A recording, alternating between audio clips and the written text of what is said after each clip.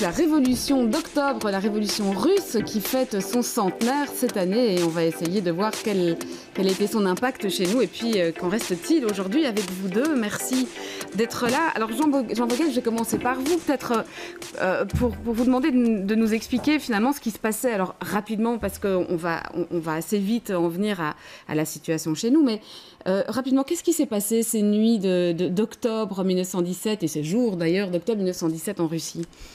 Je crois qu'il faut rappeler qu'il y a une révolution quelques mois avant, février, qui a renversé le tsar et qui a établi une situation d'effervescence politique et sociale qui s'est plus arrêtée à partir de ce moment-là.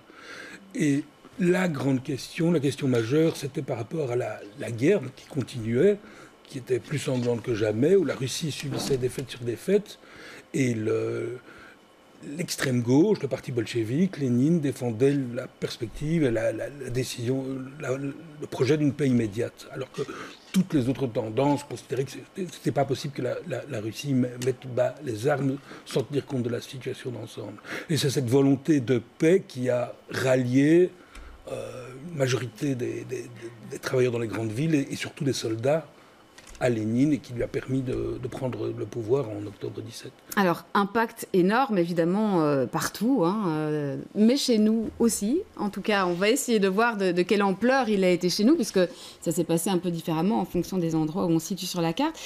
Francine Bonne, on a souvent dit que les avancées sociales, le suffrage universel, la journée des 8 heures, etc., avaient été en fait l'une des conséquences de la révolution bolchevique. Est-ce que c'est le cas ?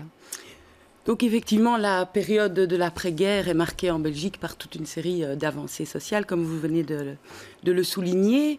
Mais voilà, ce n'est pas forcément parce que deux événements se suivent que l'un est la cause de l'autre. Oui, c'est ça. Mais c'est vrai qu'on a dit que justement ces avancées du mouvement social étaient liées notamment à la peur de la bourgeoisie, de voir le mouvement, de voir les ouvriers belges suivre l'exemple de la Russie, où une crainte en tout cas de cette bourgeoisie, de mouvements révolutionnaires, ou encore que la situation aurait été insurrectionnelle ici en Belgique.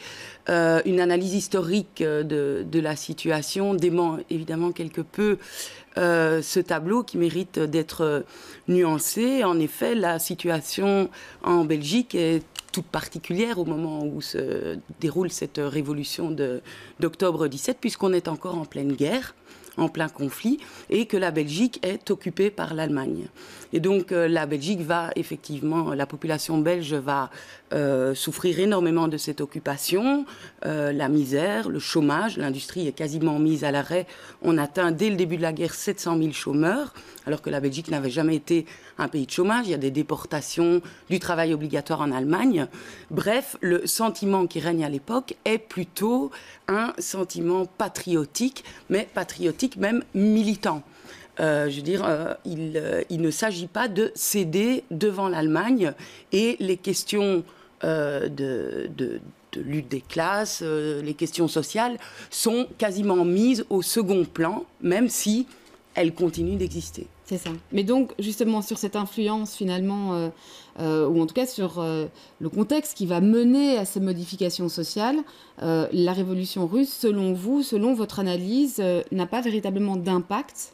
Pas véritablement, non. En plus, il faut savoir que le papier coûte cher, les journaux sont rares, les informations circulent mal, il y a de la censure, en fait, on ne sait pas exactement ce qui se passe.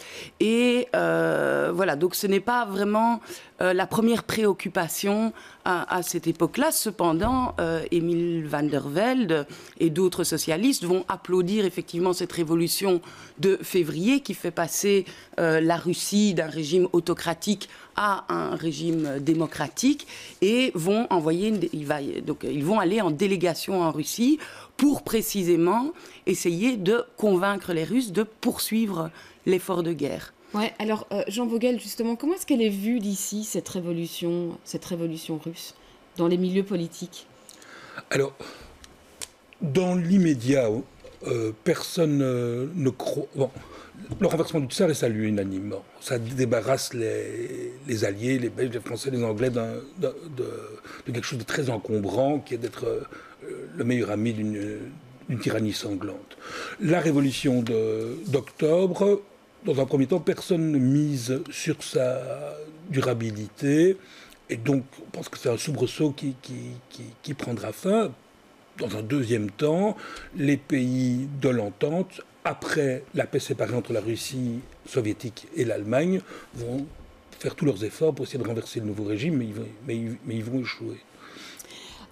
Francine Boll, vous qui avez beaucoup étudié justement l'influence de la révolution russe et de la révolution d'octobre dans les milieux syndicaux, dans les mouvements syndicaux, finalement cette influence, cet impact, il va intervenir assez tardivement en fait. Et d'ailleurs, même au-delà des mouvements syndicaux, finalement le Parti communiste belge va voir le jour assez tardivement par rapport à nos voisins. Oui, effectivement. Donc lorsque se tient le premier congrès de lycée en 19, il y a 30 pays représentés. La Belgique n'a toujours pas de parti communiste à cette époque. Donc elle fait quelque part figure d'exception. Ce n'est que en 1920, au début 1920, non, déjà la fin 1919 que se constituent des groupes communistes en Flandre, et puis à Bruxelles en janvier 1920, autour de War van Overstraten, c'est le groupe communiste de Bruxelles qui après va se transformer en fédération communiste de Wallonie, et puis enfin, mais là c'est déjà assez tardif, en Parti communiste de Belgique. Et donc, quelque part, cet impact de la révolution russe, il va avoir lieu, mais avec un décalage de 2-3 ans par rapport à la révolution russe, à savoir à partir de 1920, où après cette vague de conquête sociale où l'unité s'était vraiment faite autour du parti, même Jacques Motte considérait que la commission syndicale était entrée dans la voie de l'action, de la lutte des classes, etc.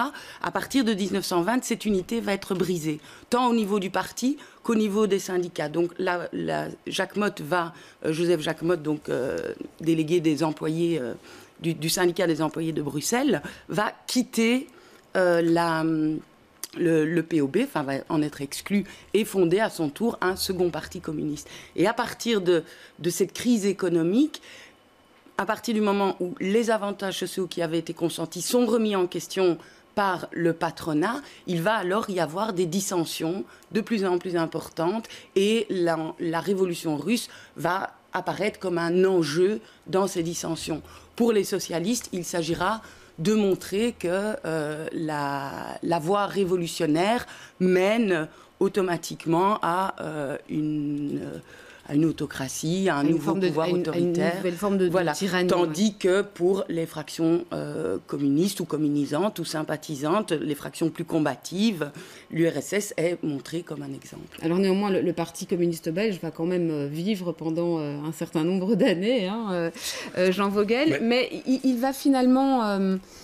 son influence et son impact sera, en tout cas pendant la période de la guerre froide, plus marginal, plus faible que chez nos voisins, encore une fois. On pense à la France et à l'Italie, évidemment. Mais la seule période glorieuse du Parti communiste en Belgique, c'est la Seconde Guerre mondiale et la libération le lendemain immédiat de la guerre. Et c'est dû à son rôle dans la résistance, mais aussi au prestige acquis par l'Union soviétique dans la lutte contre Hitler. Et de manière indirecte, si l'on veut, c'est une conséquence de la révolution russe, puisque c'est le régime soviétique et le régime qui se réclame de la révolution russe. Mais au niveau d'une application directe des recettes russes ou des recettes bolcheviques en Belgique, il ne fera jamais... il n'y aura jamais une très grande résonance dans pour quelle raison, et rapidement, parce que malheureusement on arrive déjà à la fin, au terme de notre plateau, mais pour quelle raison est-ce que son influence sera beaucoup plus marginale que ça n'a été le cas en France ou en Italie ? Je pense que c'est d'abord à cause de la solidité de la social-démocratie. Le Parti socialiste belge est un parti qui garde la confiance à travers beaucoup de vicissitudes, mais qui garde la confiance de la grande majorité du monde du travail, finalement jusqu'à très récemment dans l'histoire de ce pays. Eh bien, merci à tous les deux. Je précise encore que vous participez à un colloque qui aura lieu la semaine prochaine à la Maison du Peuple de Saint-Gilles sur Révolution d'octobre, son impact chez nous et puis aussi son héritage et ce qu'il en reste. Et je précise pour terminer encore que l'Institut Marcel Lippmann que vous dirigez ressort ce livre de Marcel Lippmann, un professeur de sociologie politique, historien, sur Lénine. Voilà, comme ça, voilà qui est dit. Merci en tout cas à tous les deux pour votre éclairage sur cette part de notre histoire. Et tout de suite, on parle